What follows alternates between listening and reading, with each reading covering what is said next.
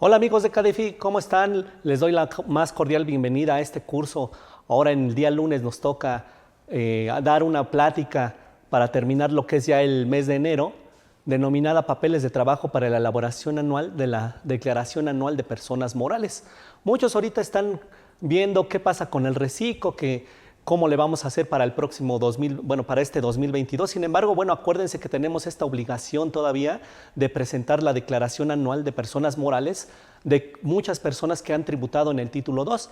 Y bueno, ya sabemos que esta declaración anual tiene que presentarse a más tardar los 3 meses siguientes al cierre del ejercicio. O sea, el último día para la presentación de esta declaración anual es el 31 de marzo del siguiente ejercicio, o sea, 31 de marzo del año 2022. Es por eso que preparamos esta plática para saber cómo vamos a hacer la elaboración de la declaración anual e incluso pues, todos los papeles de trabajo que deben de documentar esta declaración anual.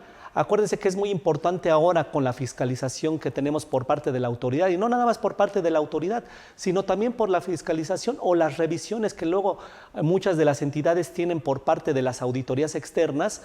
También es importante nosotros documentar y tener los papeles de trabajos adecuados para precisamente hacer frente a estas revisiones, ya sean revisiones por parte de auditores externos o revisiones por parte de la autoridad. Entonces es importante este curso donde nosotros vamos a ver cuáles son los papeles y las cédulas que debemos de tener precisamente para documentar esta declaración anual, y que estas revisiones, estas auditorías externas o revisiones por parte de la autoridad fiscal pues sean mucho más amigables para todos. Entonces, ok, vamos a dar inicio con esta plática. Las dudas que tengan y comentarios, ya saben, nos la pueden hacer llegar por medio de WhatsApp. Aquí vamos a contestar todo lo que son las dudas y comentarios que tengan al respecto. Bueno, siempre me gusta empezar con una frase para motivar y para empezar con ganas estas pláticas, ¿no? Aquí Albert Einstein pues, es uno de los más importantes genios que ha surgido en nuestra época, y realmente pues, es muy reconocida su trayectoria científica y su gran conocimiento. Él decía en alguna frase que la mente es como un paracaídas, solo funciona si se abre. Entonces, simplemente con la elaboración de la declaración anual, pues es válido mencionar este principio. No todas las declaraciones anuales van a ser de la misma manera o hay una receta de cocina para poderlas hacer. Todo va a depender, obviamente, pues de a qué se dedica, cómo es su estructura, etcétera, etcétera. O sea, va a haber varias o variantes en las cuales pues, hay que tomar en cuenta para determinar o elaborar una declaración anual. Entonces, aquí donde pues, obviamente nosotros tenemos que tener la mente abierta precisamente para poder cachar todos esos elementos y no pensar que todas las declaraciones anuales son o se van a hacer de la misma manera. Siempre va a haber diferencias, ya les digo, por estas variables de a qué se dedica, el volumen de las operaciones, cómo llevan su estructura y su control interno. Entonces, todas estas variables pues, nos van a hacer que nuestras declaraciones anuales sean diferentes unas con otras. Entonces, por eso hay que tener siempre la mente abierta como si fuera un paracaídas. Si no, no va a funcionar la elaboración de la declaración anual. Una vez comentando esta frase célebre del gran Albert Einstein, pues vamos a empezar con el contexto de la declaración anual. Aquí acuérdense que pues, obviamente pues, los cálculos, los reportes, todo eso, pues son cosas que vamos a ver posteriormente en un caso práctico, en algunas cédulas que vamos a tener en Excel, donde vamos a ver cuáles son los papeles de trabajo y las cédulas que vamos a tener que llenar para documentar esta declaración anual. Sin embargo, bueno, vamos a empezar con este contexto de cuáles podemos dar unas recomendaciones principales para el cierre de nuestra declaración anual y para el cierre del ejercicio. Obviamente aquí estas recomendaciones, muchas ya se debieron de haber hecho antes de terminar el año, otras todavía podemos ajustarlas. Sin embargo, bueno, es importante comentarles este contexto para que ustedes tomen nota, y si no han hecho algunas de estas recomendaciones, pues todavía estamos muy a tiempo para poderlas hacer. La primera recomendación que tenemos para este cierre del ejercicio o para elaborar nuestra declaración anual es verificar el apego a las normas de información financiera. Muchas veces, pues, esta mentalidad fiscal de que todo lo queremos ver fiscal, pues a veces nubla precisamente esta cuestión financiera, que déjenme decirles que la cuestión financiera siempre es básica para la elaboración de cualquier impuesto o cualquier contribución. Y siempre, siempre, siempre todas las contribuciones o la gran parte de las contribuciones salen ¿de qué? De la información financiera. Entonces es muy importante tener en cuenta este primer aspecto, que antes de determinar cualquier impuesto o cualquier contribución, nosotros debemos de tener nuestra información financiera apegada a normas de información financiera. ¿Esto qué quiere decir? Pues tener nuestra contabilidad. ¿Por qué? Porque de la contabilidad van a salir los impuestos. Obviamente, si nosotros tenemos una adecuada contabilidad, nuestros impuestos van a ser determinados de la mejor manera. Otra de las recomendaciones que tenemos para elaborar la declaración anual es precisamente realizar el cierre de la depreciación contable y su cruce con sus cuentas. Aquí, de alguna manera, lo que nosotros tenemos es que muchas veces registramos la depreciación de los activos, sin embargo, nunca o en algunas ocasiones no nos damos cuenta que muchas de esas depreciaciones, incluso ya la depreciación o la depreciación acumulada ya es mucho mayor que el mismo monto original de inversión del activo. Entonces hay que tener mucho cuidado con estas situaciones porque muchos de estos errores pueden ser causados a lo mejor por falta de reclasificación de esta depreciación, donde a lo mejor mandamos una depreciación a una cuenta que no era y por eso se están dando estos saldos que incluso les digo que las depreciaciones acumuladas en nuestra contabilidad son mayores a los mismos activos que están registrados. Entonces hay que hacer esta revisión también de las depreciaciones contables y su contracuenta con los activos que las generaron. Otra de las recomendaciones y muy importantes para este cierre y elaboración de la declaración anual es precisamente verificar que estén elaboradas las conciliaciones bancarias. Acuérdense que en muchos de los casos, y como vamos a ver más adelante, o algunas de las deducciones autorizadas que tienen los contribuyentes están condicionadas ¿a qué? A que estén efectivamente pagadas. Entonces, esta técnica de las conciliaciones bancarias, que es una técnica que utilizamos en materia contable para precisamente verificar el correcto y adecuado registro de todas las operaciones que tienen nuestras cuentas de bancos, pues esta técnica llamada conciliaciones bancarias es muy importante porque precisamente nos va a dar luz de cuáles son aquellas partidas que no han sido cobradas al cierre de esta declaración anual. Entonces es muy importante que nosotros tengamos en cuenta que las conciliaciones bancarias son básicas para la elaboración de la declaración anual y es uno de los papeles de trabajo importantes que tenemos que tener en cuenta para la elaboración de la declaración anual. Otra de las recomendaciones que nosotros damos precisamente para elaborar correctamente la declaración anual es verificar la balanza previa y realizar los ajustes y reclasificaciones. Recordemos que muchas veces nosotros antes de hacer nuestra declaración anual, nosotros ya tenemos una balanza previa al cierre del ejercicio.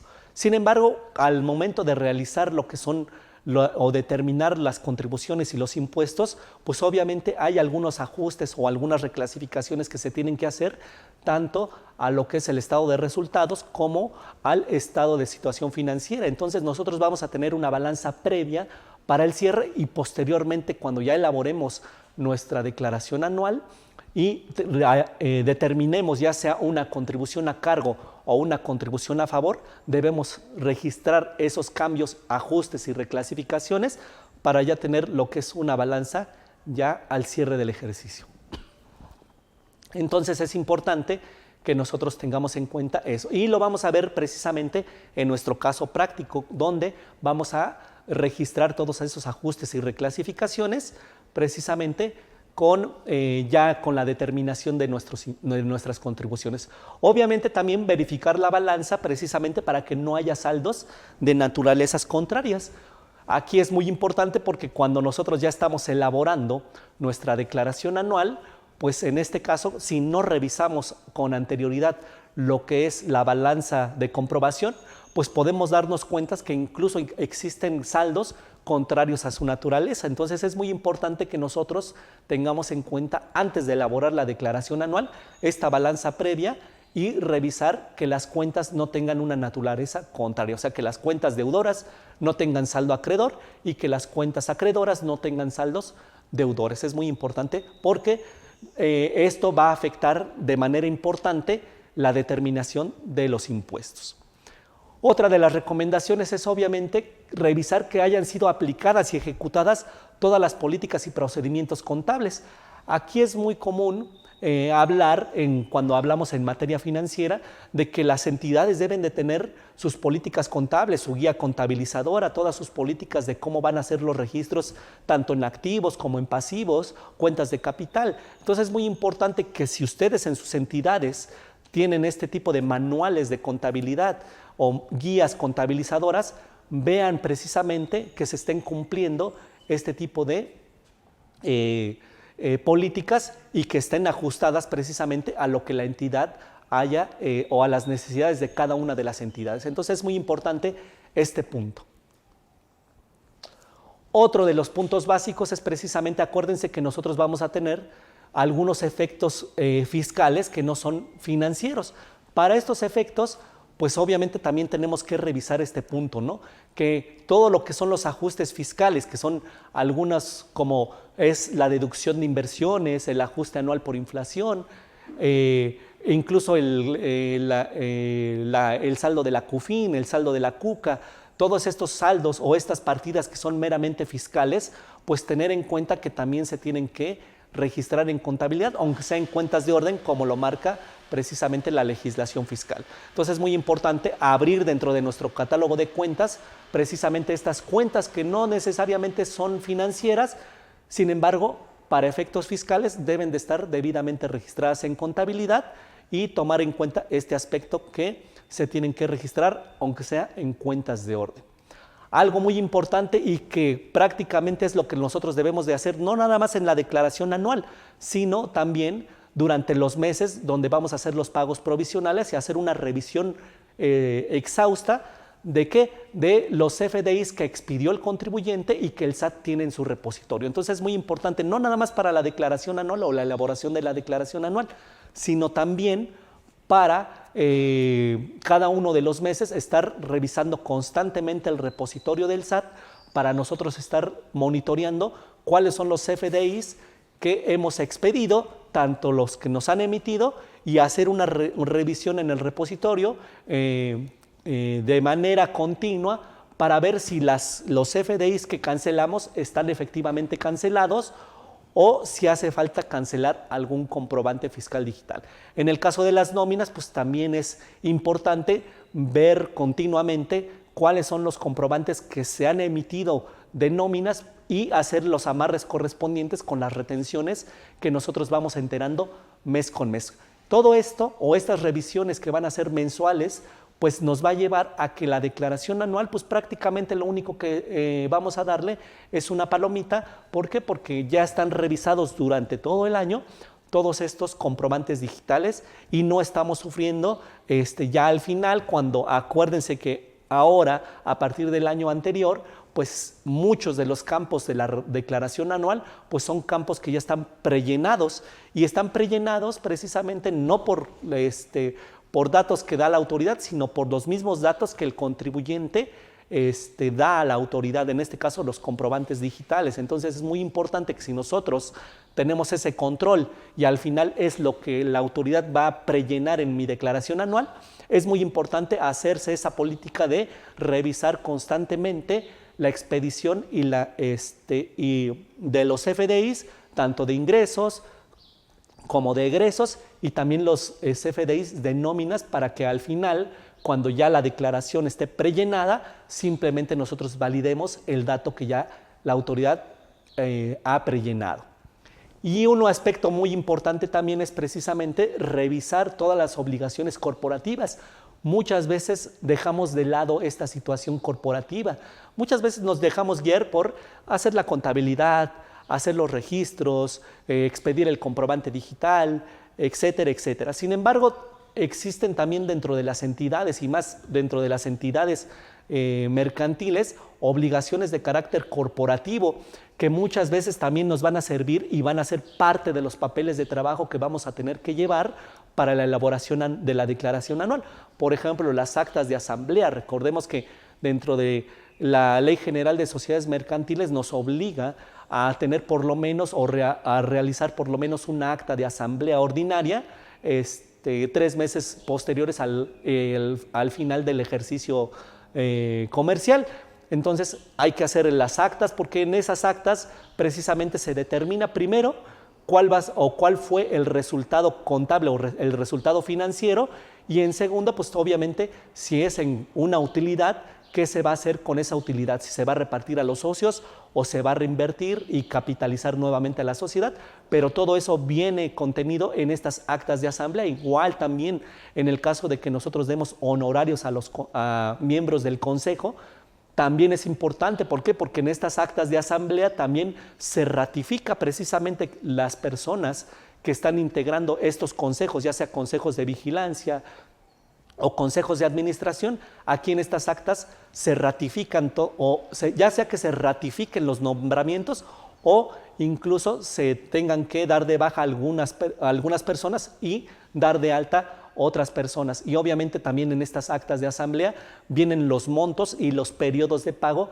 de estos honorarios al consejo, que precisamente nos van a servir de pauta para elaborar ya sea el CFDI o incluso también el registro en la contabilidad. Entonces es muy importante todo esto, también lo que son los libros de accionistas, estarlos revisando constantemente para ver quiénes son los accionistas actualmente y si está actualizado este libro de accionistas. Recuerden que ahora la autoridad pues obliga a enviar un aviso cada vez que tu estructura corporativa pues tenga una modificación. Entonces es muy importante porque esto todo va de la mano con estas obligaciones corporativas. Entonces es importante y no dejar de lado estas obligaciones corporativas que también nos van a servir de soporte como un papel de trabajo.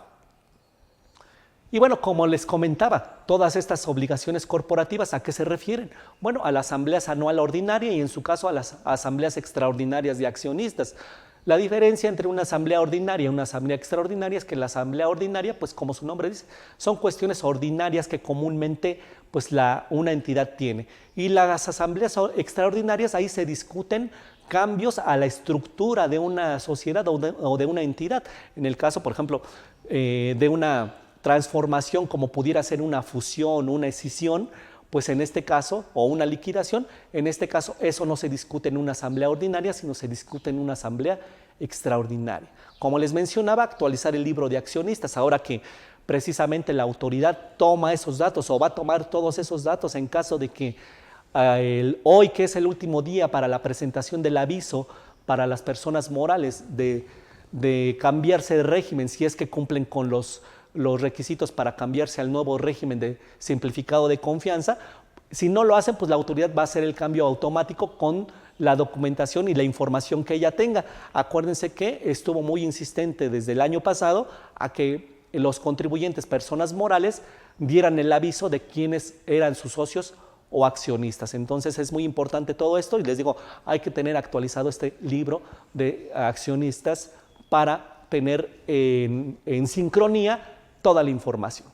Y obviamente también revisar los contratos laborales. Muchas veces también ahora con esta contingencia sanitaria, pues lo que se dio mucho es precisamente modificar las condiciones laborales. Entonces muchas veces a lo mejor no se hizo una adenda a los contratos que ya tenían elaborados, y por estas modificaciones derivadas de la contingencia sanitaria, es muy importante revisar esos contratos, ver si están estas modificaciones que tuvieron que ser necesarias por la contingencia sanitaria y poderlos hacer. Contratos de compraventa también es muy importante, acuérdense, y todo esto es parte de los papeles de trabajo que debemos de tener los contribuyentes para precisamente documentar todas estas operaciones. Los contratos de compraventa, los contratos de servicios también, contratos de arrendamiento.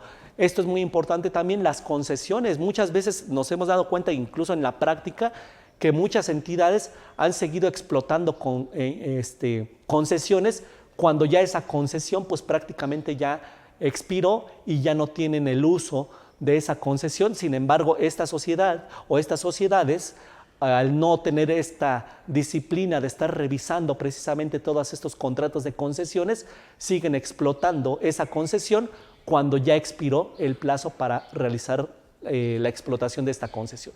Lo mismo con las regalías. Hay que revisar constantemente estos contratos de regalías precisamente para revisar y tener en cuenta cuáles son las regalías que vamos a dar a tales personas y el monto si se ha actualizado o no.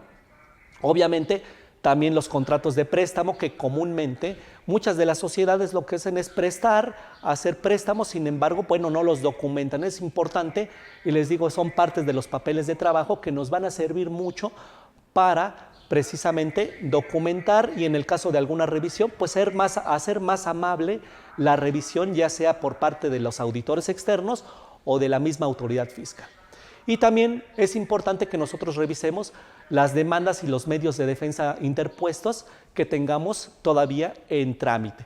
¿Por qué? Porque si nosotros no revisamos estos medios de defensa, a lo mejor tenemos una contingencia, tenemos un medio de defensa en contra de la autoridad, donde a lo mejor estamos defendiendo un crédito fiscal y a lo mejor si no hacemos la revisión y de hecho no ponemos en notas a los estados financieros que tenemos todas estas contingencias, en el caso de que esa sentencia no fuera favorable para el contribuyente, pues a lo mejor puede tener o va a tener más bien un efecto negativo. Entonces tenemos que tener presente todos estos medios de defensa para poder tenerlos en la mira y ver las contingencias que pudieran causar estos medios de defensa en caso de que no fueran favorables para el contribuyente. Entonces es muy importante todas estas obligaciones corporativas porque les digo, van a ser parte de los papeles de trabajo que nosotros tengamos que documentar para la elaboración de la declaración anual. Entonces no lo echen en saco en roto, vean ya sea con un abogado que se dedica a estas cuestiones corporativas o si tienen su propio despacho donde pues ellos les hacen todas estas cuestiones corporativas, échenles una llamada, díganles, oye, estamos al día con estos contratos, con los libros de accionistas, con las actas de asamblea y pónganle ahí la palomita al checklist de que sí, todas las obligaciones corporativas están al día porque se están volviendo muy importantes para efectos de documentar precisamente todas las operaciones, tanto en materia contable como en materia fiscal. Y más en materia fiscal ahora que nosotros tenemos que precisamente darle materialidad a todas las operaciones que tienen las entidades. Y bueno, dentro de las obligaciones contables, como lo explicábamos, es justamente, pues, por lo menos, respetar los postulados básicos que nos marca la norma A2 de las normas de información financiera. Y obviamente, pues, tenemos que apegarnos a las normas de información financiera y por lo menos respetar estos postulados básicos.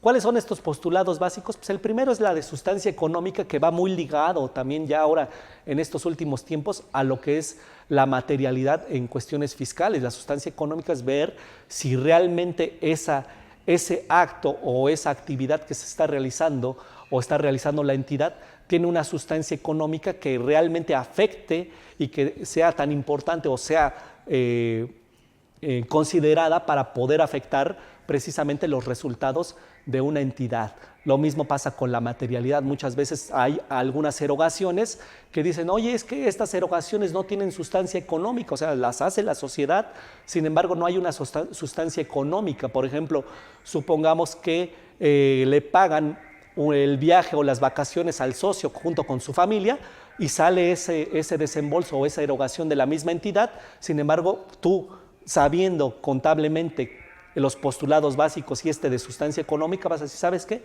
Esa erogación no tiene sustancia económica, no tiene por qué registrarse dentro de lo que son los resultados de la sociedad.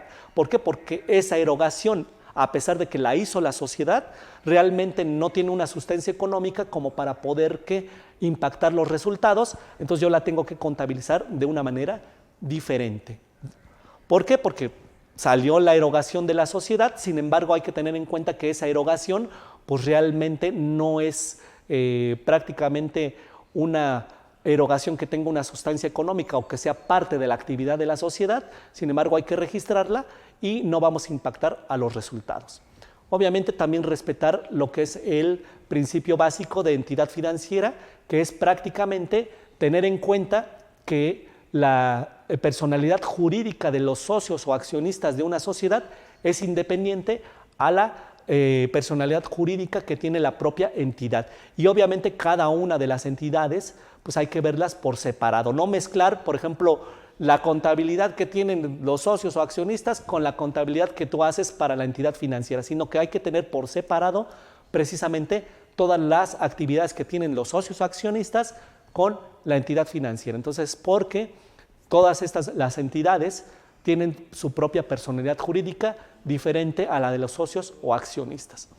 Otro de los postulados básicos es obviamente el de negocio en marcha, que prácticamente aquí consideramos que el negocio sigue en constante o que la vida del negocio es constante hasta que se decida lo contrario. En este caso, nosotros podemos decir que una entidad tiene una vida permanente hasta que se diga lo contrario. ¿Cuál podría ser esta situación? En el caso de que se determine en una asamblea extraordinaria de socios que a lo mejor la sociedad se va a fusionar con otra, se va a escindir o simplemente entra en liquidación. Entonces, este postulado básico de negocio en marcha me está diciendo o me menciona que la sociedad va a tener una vida ilimitada hasta que se tenga lo contrario. Esto es en el caso de que en una asamblea extraordinaria se dé la decisión de que se va a escindir, se va a fusionar o se va a entrar en un proceso de disolución. Obviamente, el postulado básico de devengación contable también es muy importante, tanto en materia fiscal como en materia contable, pero más en materia contable. Este postulado básico de devengación contable es muy importante. ¿Por qué? Porque todas las operaciones deben estar registradas en cuanto se devengan. Por ejemplo, un ejemplo que yo pongo es precisamente las cuotas, por ejemplo, del Infonavit y del Infonavit o de lo que son las aportaciones al seguro de retiro, cesantía en edad avanzada y vejez. Muchas veces nosotros hacemos nuestras provisiones y como por ejemplo, estas cuotas del Infonavit y de los del seguro de cesantía en edad avanzada y vejez se pagan bimestralmente, nosotros quizá a lo mejor podemos observar que en muchas ocasiones se están provisionando de manera bimestral, cuando no debe de ser así. Estas cuotas, aunque su pago es bimestral, se están devengando cada mes. Entonces, este principio de devengación contable nos menciona que todas las operaciones que afecten a la entidad deben ser registradas en cuanto se devenguen. Entonces, estas cuotas, por ejemplo, del Infonavit y del seguro de cesantía en edad avanzada y vejez, aunque se pagan bimestralmente, se están también devengando mensualmente. Entonces hay que hacer una provisión de manera mensual y no una provisión de manera bimestral. Entonces es muy importante tener en cuenta este concepto de devengación contable. Otro concepto básico es la asociación de costos y gastos con el ingreso. Muchas veces, y lo vemos más en el costo, muchas veces el costo nunca debe de estar separado de un ingreso, o al revés, un ingreso siempre debe de estar relacionado con un costo. ¿Por qué? Porque si no hacemos esta asociación entre costos y gastos y los ingresos, pues muchas veces podemos desvirtuar el resultado financiero que nosotros tenemos y hacer ver en un periodo que fue muy bueno, hacerlo ver que fue muy bueno cuando no es la realidad, o incluso un periodo que fue muy malo, hacerlo ver como si fuera un periodo muy bueno. ¿Por qué? Porque no se están registrando precisamente o no hay esta asociación entre los ingresos y los costos y gastos que se generaron para precisamente percibir ese ingreso. Entonces es muy importante esta asociación entre costos, gastos y el ingreso para no desvirtuar precisamente los resultados que tenemos y hacer que un periodo se vea que fue muy bueno cuando no lo fue, o un periodo que fue muy bueno, hacerlo ver como que es un periodo malo cuando en realidad no es así. Entonces es muy importante este postulado básico. Otro postulado básico también es la de la evaluación. Es muy importante precisamente y más que nada en la cuestión de los activos. Es muy importante tener en cuenta la evaluación y los tipos de evaluaciones que tenemos en las normas de información financiera. Dualidad económica, pues obviamente hacer que las partidas precisamente pues tengan una dualidad, donde siempre hay un cargo, debe de ser un abono, siempre tenemos que tener esa dualidad económica y es básica precisamente también incluso para los efectos de los registros de las operaciones en materia contable. Y por último, la consistencia, y esto es muy importante porque de igual manera, acuérdense que las obligaciones contables o la cuestión financiera contable es muy importante ¿para qué? Para la toma de decisiones. Si nosotros no tenemos una consistencia en los registros, en las políticas contables que hablábamos anteriormente, pues entonces no vamos a tener precisamente esa consistencia Y la toma de decisiones, cuando tú compares un periodo con otro periodo y si no respetaste precisamente las políticas contables de un periodo a otro o no hay consistencia en la forma de evaluación, en la forma de registro, cuando tú hagas esa comparación entre un periodo y otro, pues obviamente esa toma de decisiones pues va a ser errónea.